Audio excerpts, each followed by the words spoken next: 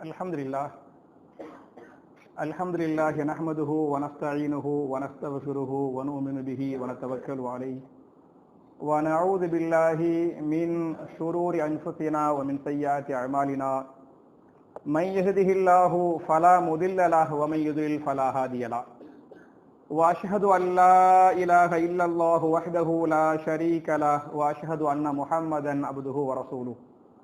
اللهم صل على محمد وعلى آل محمد كما صليت على إبراهيم وعلى آل إبراهيم إنك حميد مجيد.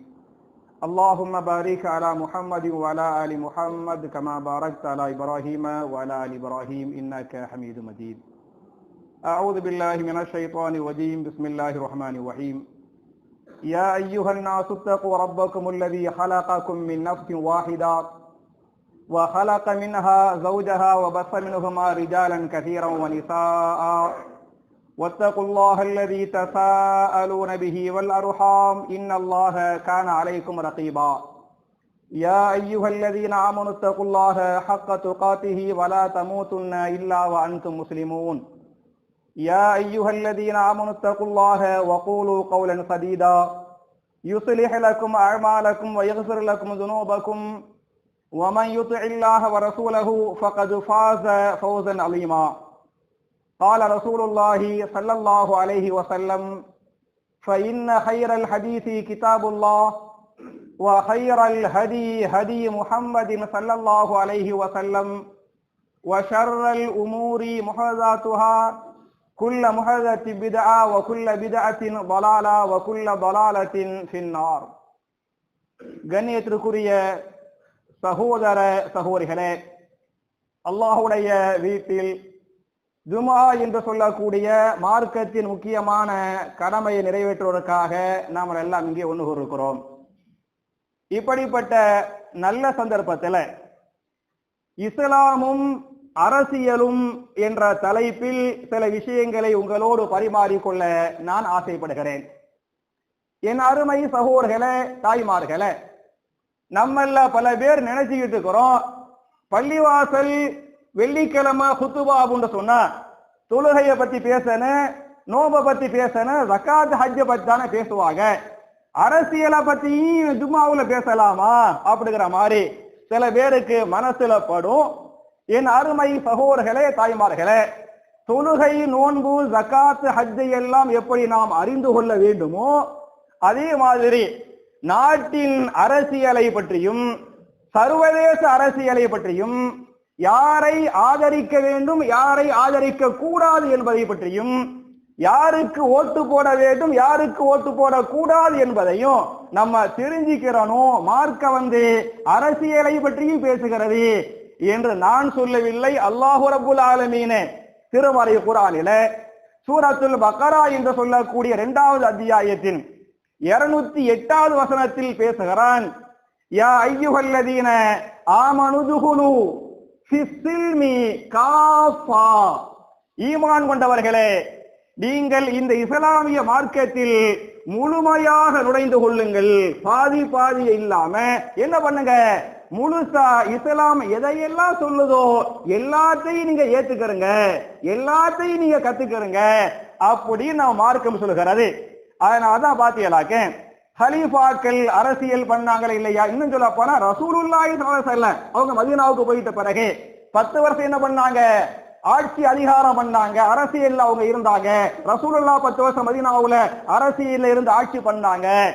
அதே மாதிரி பாத்தியலாக்க 4 ஹலீஃபாக்களை பொறுத்தவரை குலஃபாய ராஷிதீன் என்று சொல்லக்கூடிய அந்த 4 ஹலீஃபாக்களும் 30 ஆண்டுகள் என்ன பண்ணாங்க, அரசியல்ல இருந்து அரசியல் பண்ணாங்க, ஆட்சி நடத்தினாங்க என்ற வரலாறை நீங்கள் பார்க்கலாம்.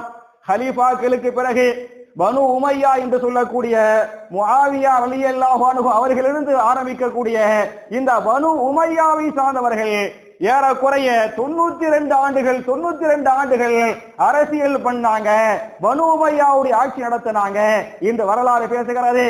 அதே மாதிரி பார்த்தீங்களாக்க நம்ம இன்னைக்கு பார்க்கிறோம் இல்லையா, சஹீஹுல் புகாரி, சஹீஹு முஸ்லிம், ஜாமிஉ திர்மிதி, அபூ தாவூத், இது மாதிரியான ஹதீஸ் கிதாபுகள் யார் மூலமாக எந்த ஆட்சி காலத்தில் தொகுக்கப்பட்டது என்று சொன்னால் பனு உமையாவுடைய ஆட்சி காலம் என்பது ஹிஜ்ரி 132 பனு உமையாவுடைய ஆட்சி வீழ்த்தப்படுகிறது. பனு அப்பாசியா என்று சொன்னால் அப்பாஸின் பிள்ளைகள். அப்பாஸ்னா யாரு உங்களுக்கு தெரியும்? அப்பாஸ் பின் அப்துல் முத்தலிப் ரலியல்லாஹு அன்ஹு. அப்பாஸ் பின் அப்துல் முத்தலிப் ரலியல்லாஹு அன்ஹு ரசூலுல்லாஹ்வுக்கு யாரு? பெரிய வாப்பா. அந்த அப்பாஸ் பின் அப்துல் முத்தலிப் இருந்தாங்கல்ல, அவங்க பிள்ளைங்க வந்து ஆட்சி பண்ணாங்க. அவங்க காலத்துல தான் ஹதீஸ் கிதாபுகள் தொகுக்கப்பட்டன. ஏறக்குறைய பிள்ளைகள் என்று சொல்லி எத்தனை ஆண்டுகள் பனு அப்பாசியாவுடைய ஆட்சி என்பது பொற்கால ஆட்சி. அந்த ஆட்சி காலத்தில் தான் ஏராளமான தஃப்சீர்கள் தொகுக்கப்பட்டன, ஏராளமான ஹதீஸ் கிதாபுகள் தொகுக்கப்பட்டன. எத்தனை ஆண்டுகள் பனு அப்பாசி ஆட்சி பண்ணாங்கன்னு சொன்ன ஏறக்குறைய 550 ஆண்டுகள். 550 ஆண்டுகள் என்ன பண்ணாங்க?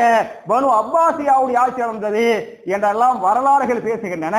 அவ என் அருமை சகோதரர்களே, என் அருமை தாய்மார்களே, எப்படி தொழுவணும், எப்படி நோவு வைக்கணும் அப்படின்னு தெரிஞ்சுக்கிட்டா மட்டும் பத்தாது. நாட்டின் அரசியல் என்ன, யாரை ஆதரிக்கணும் யாரை ஆதரிக்க கூடாதுங்கிறதையும் நம்ம மார்க்கம் சொல்லுது என்பதை நீங்கள் புரிந்து கொள்ள வேண்டும். ஒண்ணும் இல்ல, நீங்க பாத்தீங்களாக்க குர்ஆன்ல ரோம் என்ற ஒரு சூறாவே இருக்கிறது. ரோம்டா என்ன? ரோம பேரரசு, அதான ரோம். 30வது சூரா, 30வது சூறாவுடைய பேரே சூரத்து ரூம். ரூம் என்று சொன்னால் ரோம பேரரசு. ரூம் என்ற சூறாவுல ஆயத்து நம்பர் 1 ஆயத்து நம்பர் 6 வரை நீங்கள் படித்து பாருங்கள். அரசியலை பற்றி அல்லாஹ் பேசுகிறான். அந்த அரசியலில் யார் ஆதரிக்கணும் யாரை எதிர்க்கணும் என்பதை பற்றி சூரத்து ரூம் உடைய 1 to 6 வரை அல்லாஹ் பேசுகிறான். உதாரணமா நீங்க பாத்தீங்களாக்க ரசூலுல்லாஹ்வுடைய காலத்துல அவங்க மக்காவுல வாழ்ந்தாங்கல்ல, மதீனாவுலயும் வாழ்ந்தாங்கல்ல. அப்ப பாத்தீங்களாக்க உலகத்தையே 2 நாடுகள் தான் ஆட்சி செய்தார்கள். முதல் நாடு எது என்று சொன்னால் பாரசீகம். பாரசீகம் என்பது பெரிய வல்லரசு, பேரரசு பாரசீகம். இன்றைய ஈரான் இருக்கிறது, ஈரானை மையப்படுத்தி பாதி உலகத்தை ஆண்டது ஈரான் தான் பாரசீகம். ஈரான் தான் பாரசீகம். ஈரானை மையப்படுத்தி பாதி உலகத்தை பாரசீகம் ஆண்டது. மீதி உலகத்தை ரோம், இத்தாலி சுரமா இல்லையா, இந்த இத்தாலியை மையப்படுத்தி ரோம் என்பது மீதி உலகத்தை ஆண்டது. இதுல பாத்தீங்களாக்க இந்த பாரசீக மக்கள் இருக்கிறாங்கல்ல, பாரசீகத்து மக்கள் இன்றைக்கு வேண்டுமானால் ஷியாக்களாக இருக்கலாம். ஆனால் அன்றைக்கு பாரசீக மக்களுடைய கடவுள் கொள்கை என்ன என்று சொன்னால் 2 விதமான கொள்கைகள். ஒன்னாவது நெருப்பு வணங்கிகள். பாரசீகர்கள் இதை பண்ணாங்க, நெருப்புகளை வணங்கினாங்க ஒன்னாவது. 2வது சில பேரை பாத்தீங்களாக்க சிலைகளை வணங்கினார்கள். அப்ப பாரசீகத்து மக்கள் நெருப்பு வணங்கிகளாகவும் சிலை வணக்கம் செய்யக்கூடிய மக்களாகவும் அந்த பாரசீகத்து மக்கள் இருந்தாங்க. அதனால அவங்க மக்காவுல என்ன பண்ணாங்கன்னு சொன்னா யாருக்கு சப்போர்ட் பண்ணாங்க? அபூ ஜஹிலுக்கு, அபூ லஹபுக்கு, உஸ்பாவுக்கு, ஷைபாவுக்கு, இஸ்லாத்துக்கு எதிராக இருக்கிறாங்கல்ல, சஹாபாக்கள் அடிச்சு நொறுக்குறாங்கல்ல, அது மாதிரியான கொள்கையில ஒரே கூட்டம் இருக்கா இல்லையா? இந்த கொள்கை சப்போர்ட்டுங்கிறனால அந்த மக்காவுடைய காவிர்களும் நெருப்பு வணங்குவாங்க, மக்காவுடைய காவிர்களே சிலைகளை வணங்குவாங்க. அதே மாதிரி அவங்களும் பண்ணாங்க.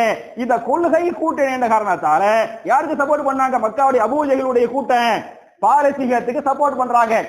ஆனால் நபிகள் நாயகம் ஸல்லல்லாஹு அலைஹி வஸல்லம் அவங்க யாருக்கு சப்போர்ட் பண்றாங்கன்னு சொன்னா யாருக்கு பண்ணாங்க? ரோமுக்கு பண்ணாங்க.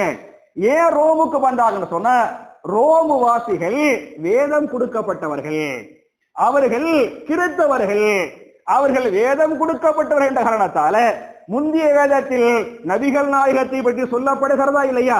அதனால அவங்க முஸ்லிம்கள் மேல சாஃப்டா இருந்தாங்க, நிறைய உதவி செஞ்சாங்க. முஸ்லிம்களுக்கு உதவி செஞ்சனால தான் உங்களுக்கு தெரியும் நஜ்ஜாஷி மன்னர் கேள்விப்பட்டிருப்பீங்க. ரசூல் ஸல்லல்லாஹு அவங்க ஹிஜ்ரத் பண்ண மதீனாவுக்கு போனாங்கல்ல, அதுக்கு முன்னால சஹாபாக்கள் ஹிஜ்ரத் எங்க போனாங்க? அபிசீனியாவுக்கு போனாங்களே இல்லையா? அந்த அபிசீனியா கிறிஸ்தவ நாடு. நஜ்ஜாஷி தான் மன்னராக இருக்கிறார், நஜ்ஜாஷி கிறிஸ்தவராக இருக்கிறார். அப்ப நஜ்ஜாஷி மன்னர் என்ன பண்றான்னு சொன்னா சஹாபாக்களை தன்னுடைய நாட்டுக்கு வரவழைத்தார், ஆதரவு கொடுத்தார், உதவி செய்தார். அப்ப ரோம் வந்து முஸ்லிம்களை என்ன செஞ்சிச்சு? உதவி செய்கிறது. அதனால ரசூல்லா வந்து ரோமுக்கு சப்போர்ட் பண்ணாங்க. யாரை எதிர்த்தாங்க? பாரசீகத்தை எதிர்த்தாங்க. மக்காவுடைய காவிர்களை பொறுத்தவரை பாரசீகத்தை ஆதரித்தாங்க, ரோம என்ன பண்ணாங்க? எதிர்த்தாங்க. இப்படி இருக்கும் போது அந்த 2 நாட்டுக்கு மத்தியில், 2 பேரரசுக்கு மத்தியில் பெரும் ஒரு போர் நடக்கிறது. அந்த போர்ல பாரசீகம் வெற்றி பெற்று விட்டது, ரோம் தோற்று போய் விட்டது.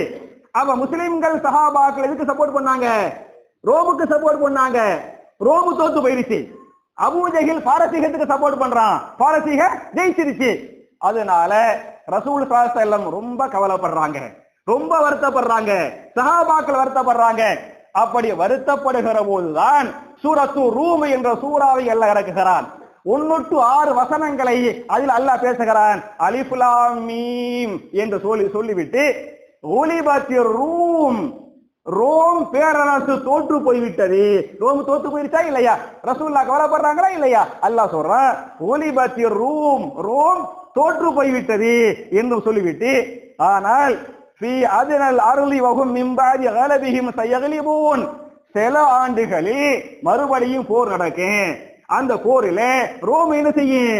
ஜெயிக்கும்.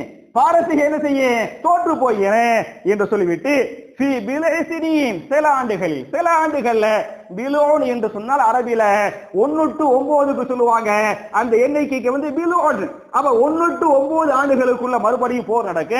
அந்த போரில் ரோமு ஜெயிக்கும், பாரசீக தோத்து போயிறேன் அப்படி எல்லாம் அல்லாஹ் சொல்லிவிட்டு யௌமைதின், அந்த நாளில், எந்த நாளில் ரோம் ஜெயிக்கிறது, பாரசீகம் வீழ்த்தப்படுகிறது, அந்த நாளில் யஃப்ரஹுல் முஃமினூன், மூமின்கள் சந்தோஷப்படுவார்கள். அந்த நாளில் மூமின்கள் சந்தோஷப்படுவார்கள். இந்த ரோம் ஜெயிக்கிறது, பாரசீகம் வீழ்த்தப்படுகிறது. அதற்கு என்ன காரணம் என்று சொன்னால் பி நஸ்ரில்லாஹ், அல்லாஹ்வுடைய நஸ்ர், அல்லாஹ்வுடைய உதவியின் மூலமாக அல்லாஹ் ரோமுக்கு வெற்றி கொடுப்பான். யன்சுரு மன் யஷாஉ, அல்லாஹ் யாருக்கு நாடுகிறானோ அவருக்கு அல்லாஹ் உதவி செய்கிறான். வஹுவல் அஸீஸுல் ஹக்கீம், வஹுவல் அஸீஸுர் ரஹீம், அவனே அனைத்தையும் மிகைக்க கூடியவனாக கிருபை உள்ளவனாக இருக்கிறான் என்று சொல்லிவிட்டு வஅதல்லாஹ், இது அல்லாஹ்வுடைய வாய்தா, அல்லாஹ்வுடைய வாக்குறுதி. லா யுக்லிஃபுல்லாஹு வஅதஹு, அல்லாஹ் தன்னுடைய வாய்தாவை மீறமாட்டான், வாக்குறுதிக்கு அல்லாஹ் மாற்றம் செய்ய மாட்டான். வலாக்கின் அக்ஸரன் நாஸி லா யஅலமூன், ஆனாலும் அதிகமான மக்கள் இதை அறியாத மக்களாக இருக்கிறார்கள் என்று அல்லாஹ் பேசுகிறானே. அவ என் அருமை சகோதரர்களே, நபிகள் நாயகம் ஸல்லல்லாஹு அலைஹி வஸல்லம் மக்காவுடைய காலத்துல ரோமுக்கா பாரசீகமா என்று சொன்னால் யார் ஆதரித்தாங்க? ரோம ஆதரித்தாங்க. அப்ப ரோம் என்பது எதை போன்றது, பாரசீகம் எதை போன்றது என்று சொன்னால், ஏதோ ரோம் ஓரளவுக்கு முஸ்லிம்களுக்கு உதவி செய்தது, முஸ்லிம்களை நசுக்காமல் இருந்தது. நீங்க ரோம அப்படியே ஒப்பிட்டு பார்க்க வேண்டும் என்று சொன்னால், இன்னைக்கு என்ன அடுத்த வியாழக்கிழமை தேர்தல் நடக்க போகிறது. அந்த தேர்தலை பொறுத்தவரை திமுக கூட்டணியை பொறுத்தவரை ஏறக்குறைய அந்த காலத்து ரோமை போன்றது. அந்த காலத்து ரோம் முஸ்லிம்களுக்கு உதவி செஞ்சாங்கல்ல, ஓரளவுக்கு உதவி செஞ்சாங்கல்ல, அது மாதிரி என்ன செய்கிறது திமுகவுடைய கூட்டணி ஓரளவுக்கு உதவி செய்கிறது. நம்மள பல பேர் நினைக்கலாம் இந்த தப்பு பண்றாங்களே அந்த தப்பு பண்றாங்களே அப்படி நினைக்கலாம். அதாவது ரசூலுல்லாஹ்வுடைய ஆட்சி நடக்கல, நம்மள சஹாபாக்களும் கிடையாது. நம்ம சஹாபாக்களா இருந்தாதான் யாருடைய ஆட்சியை நீங்க ஒப்பிட்டு பார்க்கணும், ரசூலுல்லாஹ்வுடைய ஆட்சி ஒப்பிட்டு பார்க்கணும். நம்மளும் சஹாபாக்கள் இல்ல, அவங்களும் ரசூலுல்லாஹ் இல்லைங்கறனால நம்முடைய முஸ்லிம்களுடைய ஓட்டு யாருக்கு போக வேண்டும் என்று சொன்னால் யாருக்கு போகணும்? திமுகவை கூட்டணி சார்ந்தவர்களுக்கு. அதற்கு சில ஆதாரங்களையும் காரணங்களையும் நான் சொல்ல வேண்டும் என்று சொன்னால் நிறைய காரணங்கள், நான் நிறைய அரசியல் பேசுவேன், ஆனாலும் சில காரணங்களை நான் சொல்ல வேண்டும் என்று சொன்னால் 5 ஆதாரங்களை சொல்றேன். முதல் ஆதாரம் என்ன என்று சொன்னால், சில ஆண்டுகளுக்கு முன்னால், ஒரு 6 ஆண்டுகளுக்கு முன்னால் இந்தியா முழுக்க சிஏஏ, என்ஆர்சி, என்பிஆர் அப்படின்னு சிஏஏ சட்டம் கொண்டு வந்தாங்களா இல்லையா? அப்ப தமிழ்நாட்டில் ஆட்சி அதிகாரம் யாருடைய ஆட்சி என்று சொன்னால் யாருடைய ஆட்சி? அதிமுகவுடைய ஆட்சி, எடப்பாடி பழனிசாமியுடைய ஆட்சி. எடப்பாடி பழனிசாமி மாத்திரம் நாடாளுமன்றத்திலே சிஏஏக்கு ஆதரவு தெரிவிக்கவில்லை என்று சொன்னால் அந்த ஆள் தூக்கி கருப்பு சட்டம் நாடாளுமன்றத்தில் அமல்படுத்தப்பட்டிருக்காது.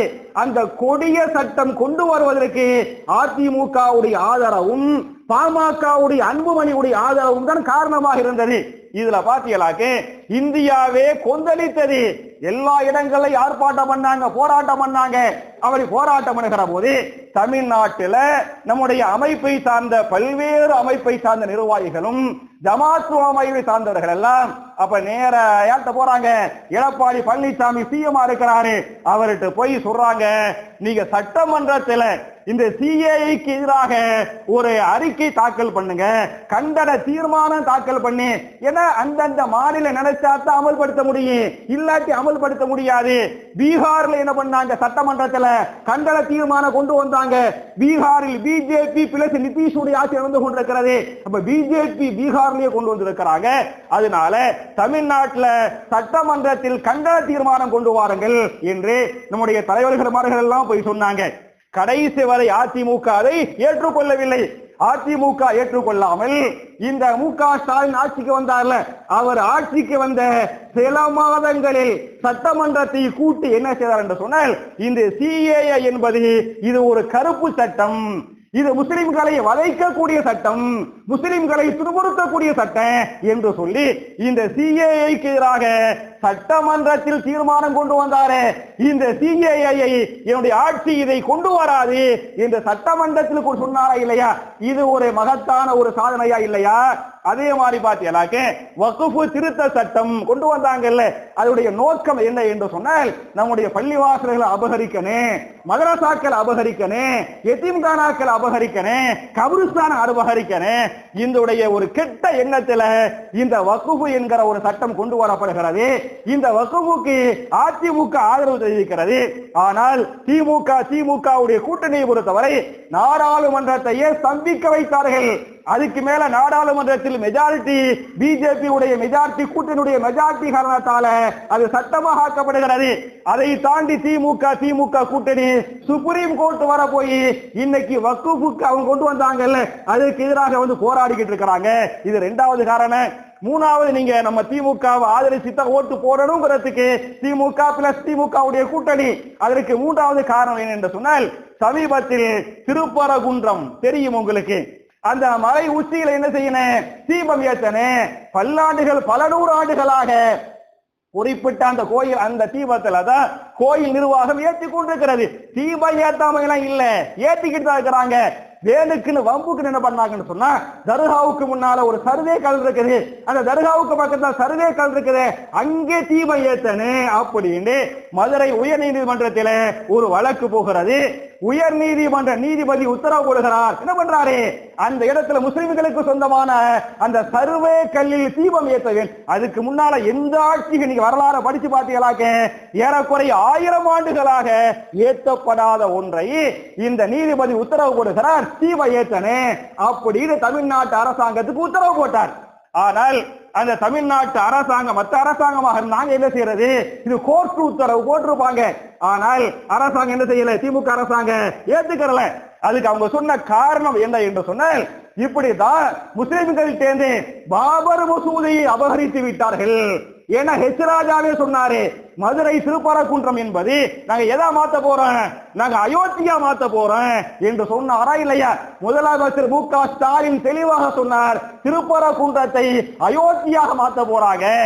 என்னுடைய உயிர் இருக்கும் வரை திருப்பரங்குன்றத்தை நான் அயோத்தியாக மாற்ற விட மாட்டேன். அந்த இடம் அந்த சொத்து முஸ்லிம்களுக்கு சொந்தமான சொத்து, அந்த சொத்தை அபகரிக்க விட மாட்டேன் என்று சொல்லி என்ன பண்ணல, அந்த தீபம் ஏத்த அனுமதிக்கல. அனுமதிக்காதனால சம்பந்தப்பட்ட நீதி என்ன பண்ணாரு, நீதிமன்ற அவமதிப்பு வழக்கு என்று அவரே ஒரு வழக்கை எடுத்துக்கொண்டார். அந்த வழக்கை எடுத்துக்கொண்டு மதுரையுடைய கலெக்டர் அவர் படுத்தின பாடு, மதுரையுடைய கமிஷனர் நாம் பார்த்தேனாக்க இவர் கலெக்டரா அடிமையாண்டு தெரியாத அளவுக்கு என்ன பண்ணாரு, படாது பாடுபடுத்தினாரு. ஆனால் அரசாங்கம் என்ன சொன்னா, இன்னைக்கு தீபம் ஏற்றிடுவாங்க, அப்புறம் அடுத்த ஒரு மனு போடுவாங்க கோர்ட்ல. என்ன பண்ணுவாங்கன்னு சொன்னா, நாங்க போன வருஷம் தீபம் ஏத்திட்டோம், எனவே இந்த சொத்து எங்களுக்கு சொந்தமான சொத்து அப்படின்னு ஒரு மனு போடுவாங்க. அதுக்கு ஒரு நீதிபதி வருவான், அவன் என்ன செய்வான், போன வருஷம் தீபம் ஏத்திட்டாங்கல்ல, இந்த வருஷம் தீபம் ஏற்றுவது மாத்திரம் அல்லாமல் என்ன பண்ணுங்க, இந்த சொத்தை இவங்களுக்கு முஸ்லிம்களுக்கு சொந்தமான சொத்து இல்ல அப்படின்னு. எப்படி பாபர் மசூதியை கொஞ்சம் கொஞ்சமாக நீதிமன்றத்தின் மூலமாக அபகரித்துக் கொண்டார்களோ அது மாதிரி இதை அபகரிச்சிருவாங்க. என் உயிர் இருக்கும் வரை நான் விட மாட்டேன் என்று சொன்னாரா இல்லையா? அப்ப என் அருமை சகோதரர்களே, திமுகவை நம்ம திமுகவுக்கு ஓட்டு போடுறதுக்கு மூணாவது காரணம் திருப்பரங்குன்ற, நாலாவது காரணம் என்ன என்று சொன்னால், திமுக கூட்டணியை பொறுத்தவரை மாஷா அல்லாஹ் தபாரக்கல்லாஹ் ஓரளவுக்கு முஸ்லிம் வேட்பாளர்கள் எவ்வளவு பேர் நிக்கிறாங்க? 13 பேர் நிக்கிறாங்க. திமுகவுடைய கூட்டணியில நம்முடைய சகோதரர்கள் 13 முஸ்லிம்கள் வேட்பாளராக நிற்கிறார்கள். ஆனால் நீங்க அதிமுக மத்த கட்சிகளை பார்த்தியாலாக்க, உதாரணம் அதிமுக கூட்டணி என்று சொல்வதை விட எப்படி மாத்திட்டாங்க, என்டிஏ கூட்டணி என்று வைத்து விட்டார்கள். அதிமுக கூட்டணியில எவ்வளவு நிக்கிறாங்க? ஒரே ஒரு ஆளு பாளையங்கோட்டையில மேலப்பாளைய ஏறக்குறைய 1 லட்சம் முஸ்லிம்கள் இருக்கிறாங்க, 1 லட்சம் ஓட்டு இருக்குது. அதனால பாளையம் கோட்டை என்று சொல்லக்கூடிய அந்த ஒரு அதுல அதிமுக முஸ்லிமை ஓட்டு இருக்கிறது. அந்த ஒரு தொகுதியை தவிர எப்படி யூபியில முஸ்லிம்களுக்கு சீட்டை கொடுக்காம இருப்பாங்கல்ல, அதே மாதிரி பாத்தீங்கன்னாக்க 234 சீட்டுகள்ல ஒரே ஒரு சீட்டை தான் கொடுத்து வச்சுக்கிறார். ஆனால் திமுகவை பொறுத்தவரை 13 சீட்டை கொடுத்திருக்கிறது. இது 4வது காரணம். 5வது காரணம் என்ன என்று சொன்னால், மாஷா அல்லாஹ் தபாரக்கல்லாஹ் நம்முடைய அமைப்புகள் ஏறக்குறைய பெரிய அமைப்புகள் எல்லாம் திமுகவை ஆதரிக்கிறாங்க. ஏன்னா நமக்கு ஒரு பிரச்சனை என்று சொன்னால் நம்ம ஒரு அமைப்புல போய் நிக்கவே இருக்கு, அவங்களுடைய உதவி தேவைப்படும், சப்போர்ட் தேவைப்படும். நீங்க பாத்தீங்களாக்க தமிழ்நாடு முஸ்லிம் முன்னேற்ற கழகம் அவர்களை சார்ந்த அரசியல் அமைப்பாக இருக்கக்கூடிய மனிதநேய மக்கள் கட்சி, அதே மாதிரி SDPI, முஸ்லிம் லீக், தமிழ் அன்சாரியுடைய கட்சி, நிறைய மாஷா அல்லாஹ் நம்ம சகோதரர்களை பாத்தீங்களாக்க நீங்க எல்லாமே பாத்தீங்கன்னா ஒரு 5 அமைப்புக்குள்ள தான் இருப்பாங்க. ஒன்னு ஜமாத் உலமா, அந்த ஜமாத் உலமாவுக்குள்ள இருப்பாங்க. ஜமாத் உலமா திமுகவுக்கு தான் ஆதரவு தெரிவிக்கிறது. அதுக்கு மேல பார்த்தா தமுமுகவுக்கு சப்போர்ட்டா இருப்பாங்க, அல்லது SDPIக்கு சப்போர்ட்டா இருப்பாங்க, அல்லது முஸ்லிம் லீக்கு சப்போர்ட்டா இருப்பாங்க, அல்லது TNDJக்கு சப்போர்ட்டா இருப்பாங்க. இந்த மாதிரி சொல்லத்தக்க பெரிய அமைப்புகள் எல்லாம் யார் ஆதரிக்கிறாங்க? திமுகவுடைய கூட்டணி என்ற காரணத்தால நம்ம போடுறோம்னு வைங்கள, நம்ம அமைப்புக்கு மதிப்பு இல்லாம போயிடும். நீங்க முன்னால பாத்தீங்களாக்க கருணாநிதியுடைய ஆட்சி காலத்துல முஸ்லிம் லீக்கு 6 சீட்டு கொடுத்தாரு, தமுமுகவுக்கு 5 சீட்டு கொடுத்தாரு முன்னால. இன்னைக்கு முஸ்லிம் லீக்கு 2 சீட்டு, தமுமுகவுக்கு 2 சீட்டு. என்ற சக்தி இழந்து விட்ட காரணத்தால கொஞ்சமாக குறைந்து கொண்டிருக்கிறது. இதுக்கு மேலே நம்ம ஓட்டு போடாம போயிட்டோமாக்க அது சமுதாயத்திற்கு நஷ்டம் என்பது ஒரு பக்கம், மறுபக்கம் அமைப்புகளுக்கு நஷ்டம். 2 கொடுத்தது 1 ஆக்கிடுவான் என்பதை புரிந்து கொள்ளுங்கள்.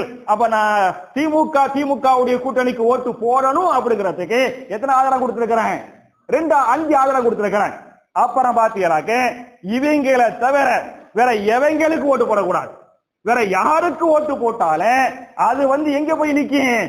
பிஜேபிக்கு போடக்கூடிய ஓட்டு என்பதை நீங்கள் புரிந்து கொள்ளுங்கள். குறிப்பாக நான் சொல்லுவது, வேற சில பேரை பாத்தீங்களாக்க புதிய ஒரு கட்சி, ஒரு நடிகர் புதிய ஒரு கட்சி ஆரம்பிச்சுக்கிறாரு. ஏன் மாற்றத்தை கொண்டு வரலாமே, மாற்றம் வேண்டுமே அப்படின்னு சொல்லிவிட்டு ஒரு நடிகனுக்கு ஓட்டு போடலாமே அப்படிங்கிறாங்க. நான் கேட்கிறேன், என் அருமை சகோதரர்களே, என் அருமை தாய்மார்களே, நான் மாற்றம் என்று பேசுகிறோமே, நடிகனை வைத்து மாற்றம் என்று பேசுகிறோமே, அவன் என்னங்க மாற்றம் செய்ய முடியும்? கரூர்ல 41 பேர் மூத்தா போறாங்க, நின்று ஆறுதல் சொல்லி உதவி செய்ய முடியாம ஒரு எந்த தலைவனும் செய்வானா? இப்ப நானே செய்ய மாட்டேங்க. ஒரு மீட்டிங்கு போறேன், மீட்டிங்ல மக்கள் கஷ்டப்படுறாங்கன்னு சொன்னா இறங்கி உதவி செய்வோமே தவிர, இரவோடு இரவாக கரூர்ல இருந்து பாஞ்சி திருச்சிக்கு திருச்சியில நிருபர் கேள்வி கேட்கிறாங்க, தலையை குடிச்சுக்கிட்டு ஏர்போர்ட்டுக்குள்ள போய் மெட்ராஸுக்கு ஓடி போய் பனையூர்ல போய் படுத்து தூங்கிட்டாரு அப்படின்னு சொன்ன இவரெல்லாம் மாற்றத்தை கொண்டு வர போகிறாரா?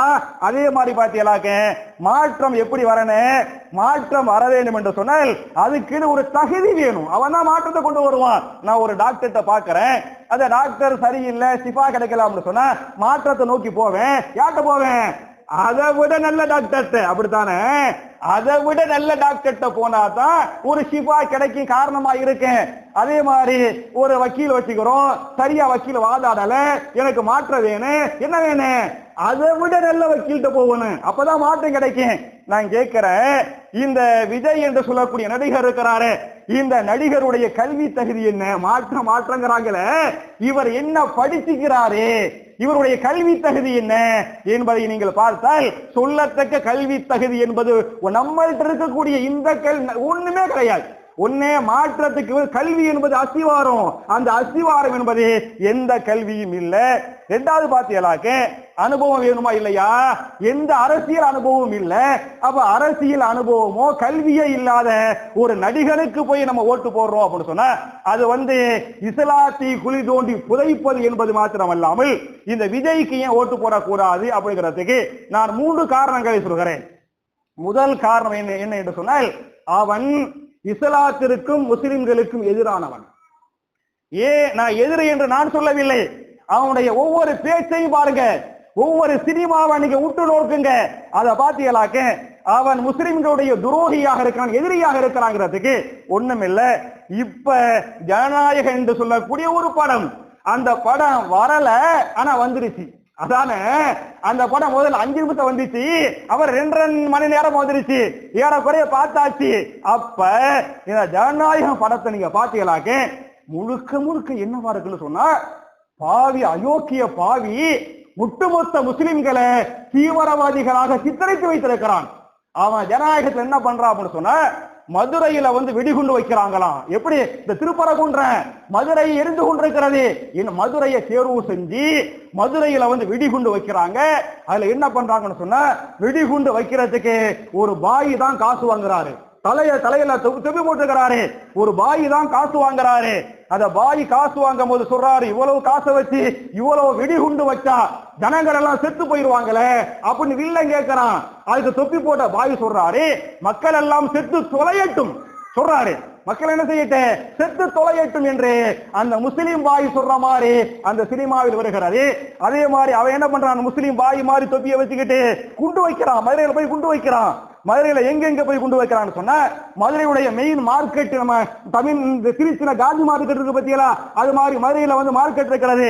மார்க்கெட்ல ஒரு குண்டு, வைகை ஆறு இருக்கு பாத்தீங்களா, வைகை ஆத்துக்கிட்ட 2வது குண்டு, மதுரை ஜங்ஷன் இருக்கு பாத்தீங்களா, ஜங்ஷன்ல 3வது குண்டு, மதுரை ஜங்ஷனுக்கு கிட்ட ஒரு கிறிஸ்துவ ஆலயம் இருக்கிறது, அங்க ஒரு குண்டு.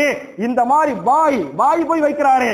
அந்த பாய் எப்படி அடையாளம் காட்டான்னு சொன்னா, பாவி அந்த பாயுடைய நெத்தியில் சஜதா செய்த தொழுத அடையாளம் இருக்கிறது. பாவி அயோக்கிய பாவி எப்படி வச்சுக்கிறான்னு சொன்னா, அதுவும் சும்மா பாயின்னு தொப்பியை மட்டும் போடல, என்ன அடையாளம் வச்சுக்கிறான், நம்ம சுஜூது பண்ணிய இந்த புனிதமான தழும்பு இருக்கிறது, இந்த புனிதமான தழும்போடு சேர்த்து அந்த பாய் குண்டு வைக்கிறாரு, அப்படியே விடிச்சு சிதறுகிறது. அப்படிங்கிற இந்த சினிமாவை எடுத்து வச்சுக்கிறானே, ஜனநாயகம் என்று எடுத்துக்கிறானே, அவ ஒட்டுமொத்த முஸ்லிம்களை தீவிரவாதிகளாக அந்த படத்துல சித்தரிக்கிறான். அவனை போய் நம்ம கேடுகெட்டு கேவலமானவர்கள் போய் பார்க்கிறோம்னு சொன்ன, அதுலயும் முஸ்லிம்கள் போய் பார்க்கறாங்க, முஸ்லிம் பெண்கள் போய் பார்க்கறாங்கன்னு சொன்ன, இதை விட அசிங்கம், இதை விட கேவலம், இதை விட விபச்சாரம் வேற எதுவுமே இல்லை என்பதை நீங்கள் புரிந்து கொள்ளுங்கள். அப்ப ஜனநாயகன் படமாக இருக்கலாம், அதற்கு முந்தி நடந்த துப்பாக்கி படம், என்னடா இவன் படம் பார்த்தா நினைக்க கூடாது, ஏன்னா விமர்சிக்கிறதுக்காக கல்விக்காக பார்த்தா தான் சொல்ல முடியும். அதுக்கு முன்னால துப்பாக்கி படம் எடுத்தானே, துப்பாக்கி படத்துல என்ன, அங்கேயும் தீவிரவாதிகள், இவன் என்ன செய்வான், தீவிரவாதிகள் எல்லாம் சுட்டு தள்ளுவான். தீவிரவாதிகள் எல்லாம் யாரு என்று சொன்னால், அப்துல்லா, ஒரு தீவிரவாதிக்கு பேர் என்ன, அப்துல்லா, இன்னொரு தீவிரவாதிக்கு பேர் அப்துல் ரஹ்மான், இன்னொரு தீவிரவாதிக்கு பேர் அப்துல் ரஹீம். பாருங்க எவ்வளவு பெரிய அக்கிரமம் பாருங்க. புனிதமான பேரை கொண்டவர்களை எல்லாம் தீவிரவாதி என்று சொல்லி அவ சுட்டு தள்ளுறானே. எந்த படத்துல? துப்பாக்கி படத்துல. அதே மாதிரி அதுக்கு முந்தி வேலாயுதம், யாருடைய படம், விஜயுடைய படம் வேலாயுதம் எடுத்தான். வேலாயுதம் என்ன, தீவிரவாதிகள். தீவிரவாதிகள் யாரு, முஸ்லிம்கள் பாய்கள் தொப்பி போட்டுக்கிட்டு தீவிரவாத வெடிகுண்டு வைக்கிறாங்க வேலாயுதத்துல. வேலாயுதத்துக்கு முன்னால பீட்ஸ் எடுத்தானா இல்லையா, பீட்ஸ் என்று சொல்லக்கூடிய ஒரு படத்தை இந்த விஜய் நடித்தான், அவன் தான் மெயின் ஹீரோ. இந்த பீட்ஸ்ல பாத்தீங்களாக்க அங்கேயும் தீவிரவாதிகள், அங்கேயும் வெடிகுண்டு வைக்கிறாங்க. அங்க யாரு தீவிரவாதிகள் என்று சொன்ன, யாரு, ஆலிம்கள், உலமாக்கள், வெள்ள லுங்கி போட்டுக்கிறாங்க, பெரிய ஜுப்பா போட்டுக்கிறாங்க, தாடி வச்சுக்கிறாங்க, தொப்பி போட்டுக்கிறாங்க, தலப்பாக இருக்கிறாங்க. நம்ம அந்த ஆலிம்களுடைய அந்த தோட்டம் இருக்கு பத்தியலா, ஆலிம்களுடைய அந்த உருவம், டிரெஸ் அப்படியே போட்டு என்ன பண்றாங்க, ஆலிம்கள் வெடிகுண்டு வைக்கிறாங்க. எது படத்துல, பீட்ஸ்ல வைக்கிறாங்க என்று சொன்னால், அப்ப அவனுடைய நோக்கம் என்ன, அவன் யார், எங்கிருந்து வந்தவர் என்பதற்கு இந்த படம் எடுத்திருக்கிறானே அதுவே சான்றா இல்லையா? ஒரு பக்கம் அவனுக்கு ஓட்டு போட கூடாதுங்கிறதுக்கு முதல் காரணம் முஸ்லிம்களை தீவிரவாதிகளாக சித்தரிக்கிறான். இரண்டாவது காரணம் பார்த்தீங்கன்னாக்க நம்முடைய தமிழ் கலாச்சாரத்தை அழிக்கிறான். நமக்குன்னு ஒரு கண்ணியம் இருக்குங்க, நமக்குன்னு முஸ்லிம்களுக்கு மட்டுமில்ல, நமக்குன்னு ஒரு ஒழுக்கம் இருக்குது. நம்ம தமிழ்நாட்டுடைய கண்ணியம் என்ன என்று சொன்னால், பஸ்ல ஏறோம், பெண்கள் உட்கார்ந்து போய் உட்கார மாட்டோம் சீட்ல, அப்படித்தானே? நம்ம உட்கார்ந்தா பெண்கள் என்ன செய்ய மாட்டோம், எந்த மதத்து எந்த ஜாதி பெண்களாக இருந்தாலும் சரி என்ன செய்ய மாட்டாங்க, உட்கார மாட்டாங்க. இது தமிழ் கலாச்சாரம். இந்த தமிழ் கலாச்சாரத்தை நாசப்படுத்துகிறான். எப்படி நாசப்படுத்துகிறான்? இவன் வர்றா, இவன் வந்தா இவனை பார்க்க ஒரு பொம்பளை போகுது, நீங்க டிவில பார்த்திருப்பீங்க. அந்த பொம்பளை பார்த்துவிட்டு சொல்றா, என்னுடைய கணவரை விட நான் விஜயை விரும்புகிறேன். செருப்பா அடிக்க வேண்டாம், கணவனை விட நான் விஜயை விரும்புறேன். அப்ப அவ எவ்வளவு பெரிய விபச்சாரியா இருப்பா, அவருடைய கண்ணு விபச்சாரம் இருக்கு. அதான் அர்த்தம். கண்ணு விபச்சாரம் இருக்குது, வாய் விபச்சாரம் இருக்குது, உடம்பு விபச்சாரம் பண்ண துடிக்குது. அதான காரணம். கணவனை விட நான் விஜயை விரும்புறேன் அப்படின்னு அவ சொல்றா அப்படின்னு சொன்னா எவ்வளவு பெரிய மோசமானவளா இருப்பா. அதே மாதிரி சில முஸ்லிம்களை பொறுத்தவரை புர்கா போட்டுக்கிட்டு, ஹாய் நான் பார்த்துட்டேன் என்னமோ எதையோ பார்த்த மாதிரி பார்த்துட்டேன்னு சொல்லிட்டு முஸ்லிம் பொம்புல இங்கே சொல்றாங்கன்னு சொன்ன, உண்மையிலே அந்த பொம்புளைகளை மட்டுமில்ல, அந்த பொம்புளைங்களுடைய வீட்டுக்காரர் இருப்பார்ல, அவங்களையெல்லாம் சாட்டிய வயது அல்லாஹ் குர்ஆன்ல என்ன சொல்றான், யா அய்யுஹல்லதீன ஆமனூ அன்புசக்கும் வாஹிலிக்கும் நாரா, ஈமான் கொண்டவர்களே உங்களையும் உங்களுடைய மனைவி மக்களையும் நரகத்தை விட்டு காப்பாற்றிக் கொள்ளுங்கள் என்று அல்லாஹ் பேசுகிறானே, அது மாதிரி பேசுறாங்க. அதே மாதிரி இன்னொரு மீட்டிங்ல அவன் பேசுறான். அவன் பேசும்போது ஒரு வயசுக்குள்ள ஒரு 20-25 வயசுக்குள்ள இருக்கு, அது ஒரு இடத்துல ஏறிட்டு அவனுக்கு முத்தம் கொடுக்குது. அவனுக்கு முத்தம் கொடுத்த உடனே பப்ளிக் மீட்டிங்ல சொல்றான், கீழே இறங்கி வா நான் உனக்கு முத்தம் தர்றேன். எங்க அவன் மேல ஏறி அந்த புள்ள முத்தம் கொடுக்குது, பப்ளிக்ல சொல்றான் கீழே இறங்கி வா நான் உனக்கு முத்தம் தர்றேன் என்று இந்த கலாச்சார சீரழிவை ஏற்படுத்துகிறானே, கெட்டதை ஏற்படுத்துறானே, அவனுக்கு போய் நம்ம ஓட்டு போடுறதா? அதே மாதிரி பாத்தீங்களாக்க அவனுக்கு ஓட்டு போறோம்னு வைங்கள, தமிழ்நாட்டுல யார் வந்துருவாங்க? பிஜேபி வந்துடும், அதிமுக வந்துடும். ஏன் வரும் என்று சொன்னால், மூணாவது காரணம் என்பது நம்முடைய ஓட்டுக்களை பிரிப்பது. அதெல்லாம் சூழ்ச்சி. ஏன் என்று சொன்னால், சிபிஐ விசாரணைக்கு போறான் டெல்லிக்கு. சிபிஐ விசாரணைக்கு டெல்லிக்கு போயிட்டு யாராவது அந்த விலை உயர்ந்த கார்ல இருந்து சிண்டு கையை காட்டிட்டு வர முடியுமா? போலீஸ் விசாரணை சிபிஐ விசாரணை என்னட்டு தெரியும். சரி, இவன் ஒரு தலைவங்கிறனால அடிச்சு உரிக்காம இருந்தாலே மென்டல் ரீதியான டார்ச்சர் பண்ணுவாங்க சிபிஐல. அப்ப விசாரணைக்கு பிறகு கையை காட்டிக்கிட்டு வெளியே வர்றாரு அப்படின்னு சொன்னா, அப்ப அவருக்கு இந்த பிஜேபிக்கு எப்படிலாம் உறவு இருக்குதுங்கிறதுக்கு சான்று. அதை தாண்டி பாத்தீங்களாக்க இவங்களுக்கு போட்டா, அதாவது எப்படி பிஜேபி வரும் ஒரு பேச்சுக்கு வைக்கல, திமுகவுடைய ஓட்டு சிதறும். திமுகவுக்கு ஒரு 40% ஓட்டு இருக்குது, திமுகவுக்கு சுமார் 40% ஓட்டு, அதிமுக பிளஸ் கூட்டணிக்கு 35% ஓட்டு, விஜய்க்கு ஒரு 10% ஓட்டு, சில இடத்துல 12% ஓட்டு அப்படிங்கிறாங்களே. இந்த 10% ஓட்டு திமுக ஓட்டுலயும் கணிசமா இருக்குமா இல்லையா? அப்ப திமுக ஓட்டு பிரிஞ்சிருச்சு அப்படின்னு சொன்னா 40 இருந்துச்சு பத்தியா, 40-30 போயிட்டா, அப்ப 35 இருக்கு பத்தில பிஜேபி அதிமுகவுடைய கூட்டணி, அவன் வந்துடுவானா இல்லையா? அவ ஓட்டு சிதையும். அதே மாதிரி அப்ப சீமானுக்கு போடக்கூடாதுங்கிறதுக்கு இதுகள் எல்லாம் சான்று. அதே மாதிரி பாத்தீங்களாக்க நாம் தமிழர், நம்ம எல்லாரும் தமிழ் தானே, நம்ம எல்லாம் என்ன வரணுவே வேற எங்க வந்தோம், நம்ம எல்லோரும் தமிழர்கள். அப்ப எல்லாம் ஓட்ட பிரிக்கணும். தமிழ்நாட்டுல பிஜேபி டேரக்டுக்கு வர முடியல, அதனால ஓட்டு இந்த உனக்கு இத்தனை கோடி, இந்த உனக்கு இத்தனை கோடி என்னட்டே கேட்டாங்க, இத்தனை கோடி தர்றோம்டாங்க. புரியுதா? எல்லாட்டையும் யார்கிட்ட கேட்டா எவ்வளவு வருங்கிறத கரெக்டா ஆளை பிடிச்சி, உனக்கு இத்தனை கோடி தர்ற, உனக்கு இத்தனை கோடி தர்ற, நீ பிரி, நீ ஓட்ட பிரி, நீ இப்படி செய்ய, நீ அப்படி செய்ய, அவனுடைய சக்திக்கு தகுந்த என்ன பண்றாங்க, எல்லாம் காசு விளையாடுது, கோடிக்கணக்கா விளையாடு ஓட்ட பிரிக்க வைக்கிறாங்க. சீமானுடைய நோக்கம் என்ன? அவன் ஆட்சிக்கு வர போறாங்க தமிழ்நாட்டுல கிடையாது. நோக்கம் என்ன? ஓட்ட பிரிக்கணும்.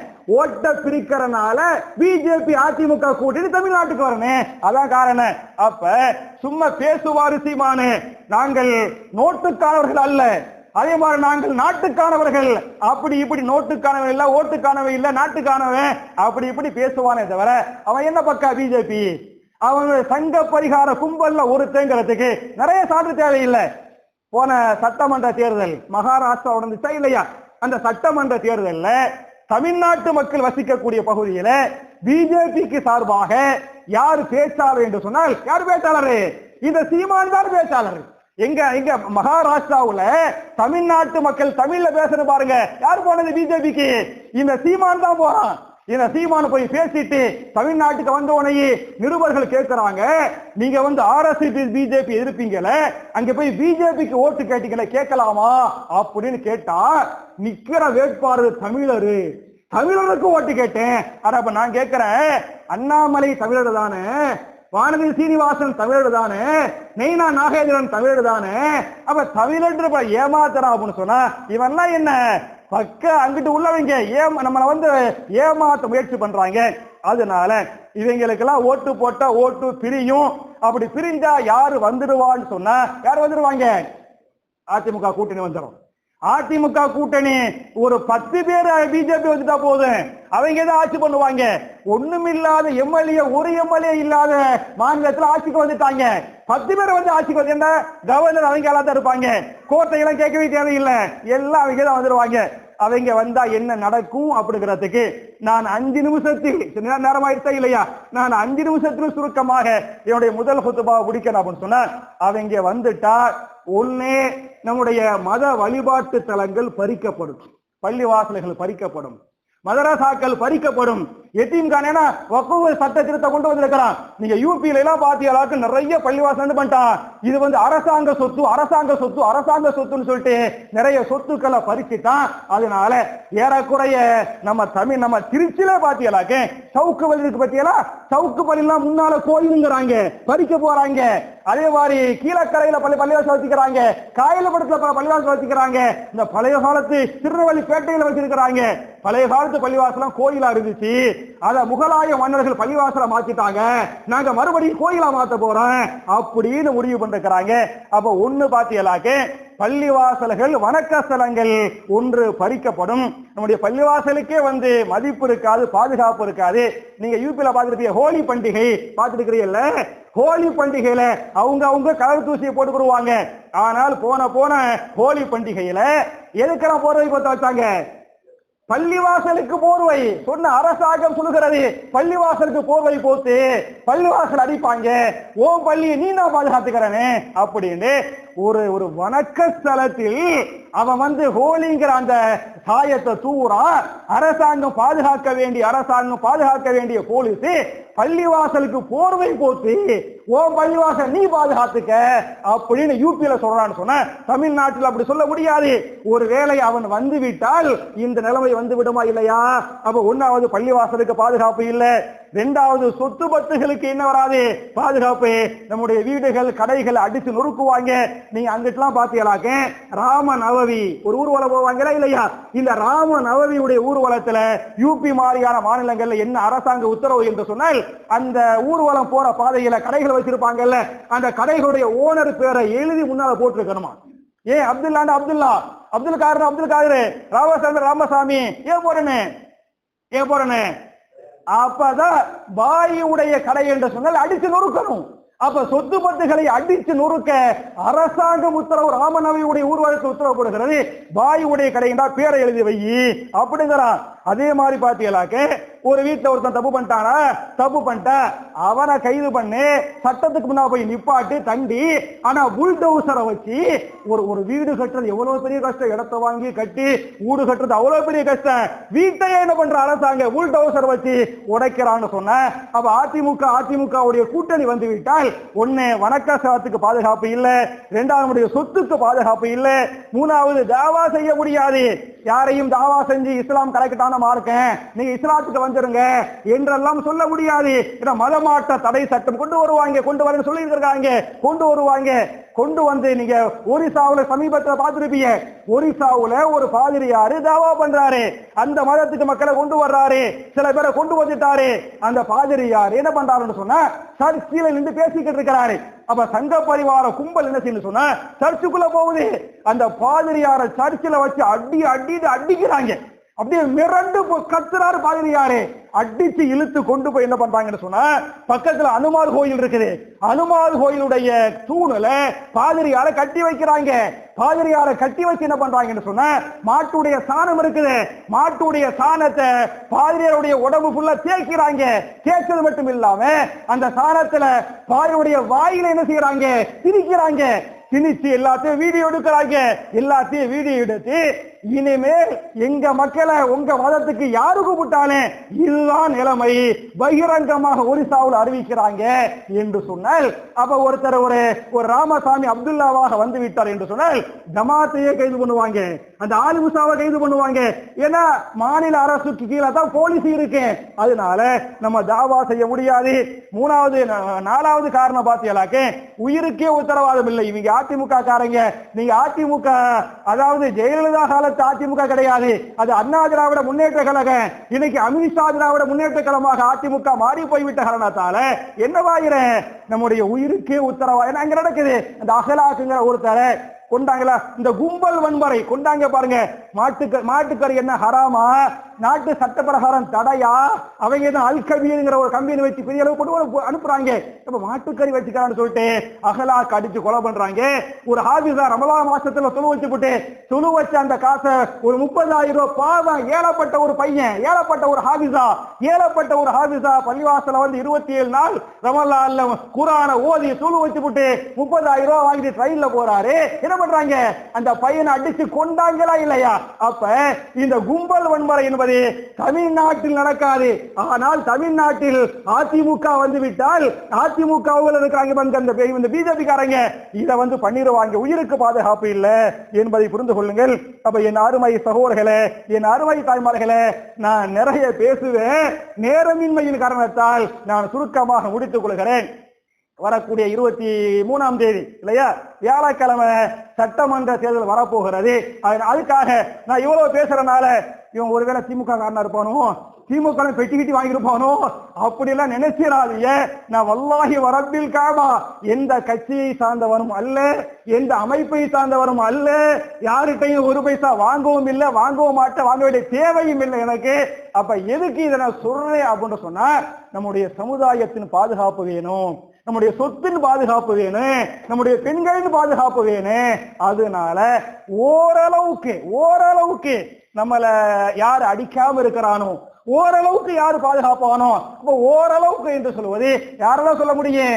திமுக கூட்டணி தான் சொல்ல முடியும். இதை தாண்டி நமக்கு ஒரு வழியே இல்லை என்ற காரணத்தால என் அருமை சகோதரர்களே, என் அருமை தாய்மார்களே, உங்களுடைய ஓட்டுகளை சிந்தாமல் சிதறாமல், தேர்தலில் சொல்ற மாதிரி சரியா, உங்களுடைய ஓட்டுகளை, ஏன்னா நிறைய வீடுகளை பத்திலாம் பிள்ளைங்க, குறிப்பா பொம்பளை பிள்ளைங்க, நான் விஜய்க்கு ஓட்டு போட போறேன் அப்படிலாம் சொல்லிக்கிட்டு இருப்பாங்க.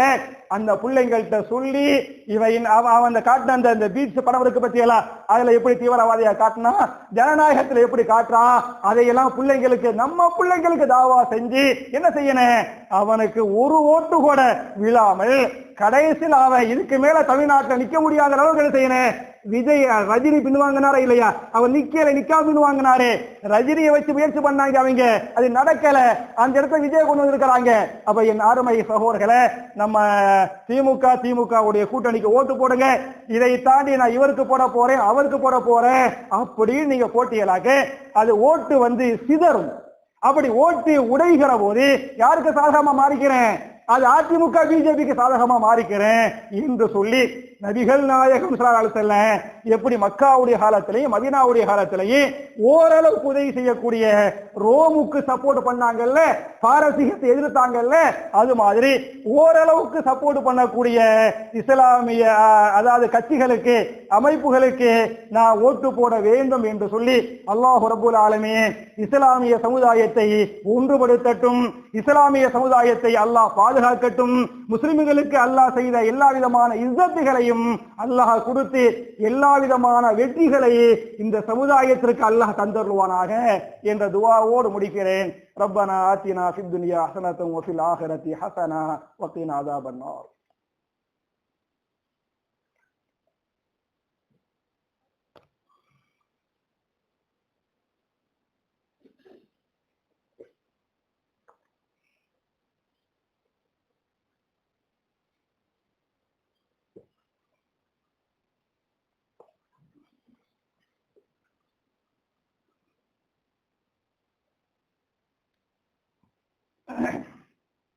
இன்னல் ஹம்துலில்லாஹ் அல்லாஹும்ம ஸல்லி அலா முஹம்மதி வ அலா ஆலி முஹம்மது கமா ஸல்லைத அலா இப்ராஹீம வ அலா ஆலி இப்ராஹீம் இன்னக ஹமீதும் மஜீத். اللهم بارك على محمد وعلى آل محمد كما باركت على إبراهيم وعلى آل إبراهيم إنك حميد مجيد.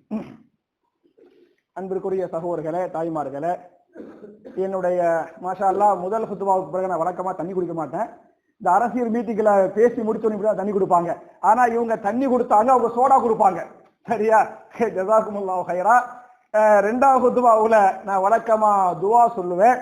இந்த வார துவாவுக்கு முன்னால 2 அறிவிப்புகள். முதல் அறிவிப்பு வழக்கமா நம்ம பள்ளிவாசல்ல ஒவ்வொரு ஞாயிற்றுக்கிழமையும் மகரிப் டு இஷா குர்ஆன் தஃப்சீர் பண்ணுவோம். ரமலானை முன்னிட்டு அதுக்கு லீவ் விட்டுருந்தோம். இன்ஷா அல்லாஹ் வரக்கூடிய ஞாயிற்றுக்கிழமையிலிருந்து, சரியா, வரக்கூடிய 19ஆம் தேதி ஞாயிற்றுக்கிழமையிலிருந்து நம்முடைய தஃப்சீர் வகுப்பு தொடரும் என்பதும், ஒவ்வொரு வார ஞாயிற்றுக்கிழமை காலையில சுபஹ் தொழுகைக்கு பிறகு அரபி இலக்கண வகுப்பு, கராமரோடு தர்ஜுமா வகுப்பு, ஹதீஸ் வகுப்பு, இப்படி நிறைய படிச்சுக்கிட்டு இருந்தோம். அந்த மாணவர்கள் இன்ஷா அல்லாஹ் வழக்கம் போல் நீங்க 6 மணிக்கு பள்ளிக்கு வந்துடலாம். அந்த இலக்கண வகுப்பும் தொடரும் என்ற இந்த 2 அறிவிப்போடு இந்த வாரத்துக்குரிய துவா என்ன என்று சொன்னால், அத்தஹியாத்தில் ஓத வேண்டிய துவா. அப்படிதானே? நான் புதிய துவாவுக்கு முன்னால பழைய துவாவை ஞாபகம் ஊட்டிவிட்டு புதிய துவாவுக்கு சொல்லிடுறேன். அத்தஹியாத் ஓதுறோம், அப்புறம் என்ன ஓதுவோம்? ஸலவாத் ஓதுவோம். ஸலவாத் ஓதிவிட்டு 3 துவாவை நான் ஏற்கனவே சொல்லிவிட்டேன். என்ன 3 துவா? ஒன்னாவது, அல்லாஹும்ம இன்னி அஊது பிக மின் அஸாபில் கப்ரி வ மின் அஸாபின் நாரி வ மின் ஃபித்னத்தில் மஹ்யா வல் மமாத்தி வ மின் ஃபித்னத்தில் மஸீஹித் தஜ்ஜால். ஒன்னாவது துவா. இரண்டாவது துவா என்ன? அல்லாஹும்ம இன்னி அஊது பிக மினல் மஅஸமி வல் மக்ரம். இரண்டாவது துவா. மூணாவது துவா போன வாரம் என்ன பார்த்தோம்னு சொன்ன, அல்லாஹும்ம இன்னி ظلمت نفسي ظلما كثيرا ولا يغفر الذنوب الا انت فاغفر لي مغفرة من عندك وارحمني انك انت الغفور الرحيم. இது மூணாவது துவா. நாலாவது கடைசி துவா என்ன என்று சொன்னால், இந்த வாரத்துக்குரிய துவாவை இமாம் முஸ்லிம் 771வது ஹதீஸாக இந்த துவாவை பதிவு பண்றாங்க. அல்லாஹு மக்ஃபிர்லி மா கத்தம்து வமா அஹ்ஹர்து வமா அஸ்ரர்து வமா அஅலன்து வமா அஸ்ரஃப்து வமா அன்த அஅலமு பிஹி மின்னி அன்தல் முகத்திமு வ அன்தல் முஅখিরு லா இலாஹ இல்லா அன்த என்பது துவா. துவாவுடைய பொருள் என்ன என்று சொன்னால், அல்லாஹ்வே, நான் முந்தி செய்த பாவங்களையும் இனிமேல் செய்யும் பாவங்களையும், நான் ரகசியமாக செய்த பாவங்களையும், நான் பகிரங்கமாக செய்த பாவங்களையும், நான் வரம்பு மீறி செய்த பெரிய பாவங்களையும் என்ன செய்வாயாக? மன்னிப்பாயாக. அல்லாஹ்வே, நான் செய்த பாவங்களை என்னை விட நீயே அதிகம் அறிந்தவன். எனவே எல்லா பாவங்களையும் மன்னித்து விடுவாயாக. அல்லாஹ்வே, நீதான் எனக்கு முன்னேற்றத்தை தரக்கூடியவனாக இருக்கிறாய், நீதான் பின்னடைவையும் தரக்கூடியவனாக இருக்கிறாய் என்று சொல்லிவிட்டு, லா இலாஹ இல்லா அன்த, அல்லாஹ்வே, உன்னை தவிர வேற இறைவனே இல்லை என்கிற துஆவு வர ரசூலுல்லாஹி ஸல்லல்லாஹு அலைஹி வஸல்லம் என்ன பண்ணுவாங்க? அத்தஹியாத்துல ஓதி போட்டுதான் சலாம் கொடுப்பாங்க அப்படின்னு ஹதீஸ் வருது. கீழே துஆவை எழுதி போட்டிருக்கிறோம். மறுபடியும் துஆவை ஞாபகம் ஊட்டுறேன்.